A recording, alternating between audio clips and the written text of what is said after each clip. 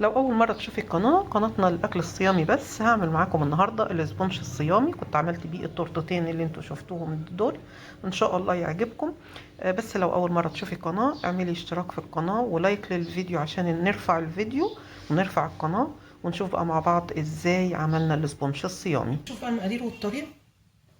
اول حاجه عندي الدقيق، هحط 3 كوبايات من الدقيق، هنطحنهم كويس قوي. ادي دي اول كوب، الثانيه،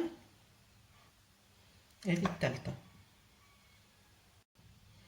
هحط معاها معلقه من النشا،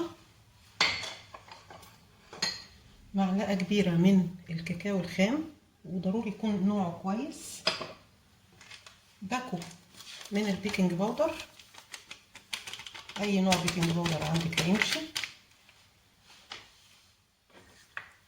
ورشه ملح صغيره.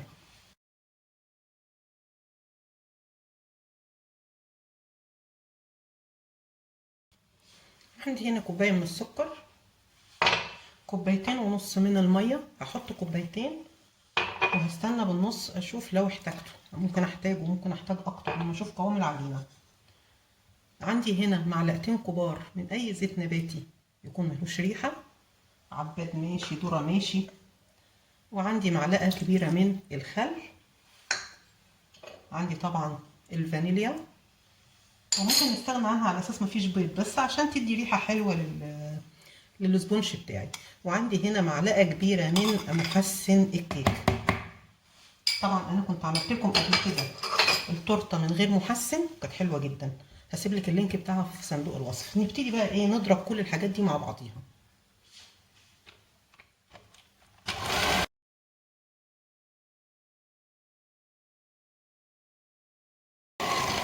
هنا انا حاسه ان العجينه بتاعتي لا تقيله، هحط نص كوبايه الميه وابتدي اضرب. انا هنا بضرب كويس لان السكر بتاعي كان خشن، فعلشان السكر يدوب كويس، لانه لو ما دابش كويس بتلاقيه عامل نقط كده في السبونش بتاعي، فانا بضرب كويس قوي كمان عشان اديله طبعا ايه هوا، ده السبب الاساسي. هنا لونه ممكن تقولي فاتح، هو بيزيد درجه او بيغمق درجه لما بيستوي. حابه تزودي اللون، هتزودي من الكاكاو الخام بتاعك. كده تمام، كده تمام. بقى نحطها في الصواني بتاعتنا. انا هنا جبت صينيتين قد بعض، وابتدي انزل بالخليط فيه، وانا مشغله الفرن على درجه حراره 200. ليه؟ لان الخليط هنا هيبقى طبقه رقيقه. الطبقه الرقيقه لو سبتيها كتير في النار هتنشف معاكي، فانا عايزاها تستوي بسرعه.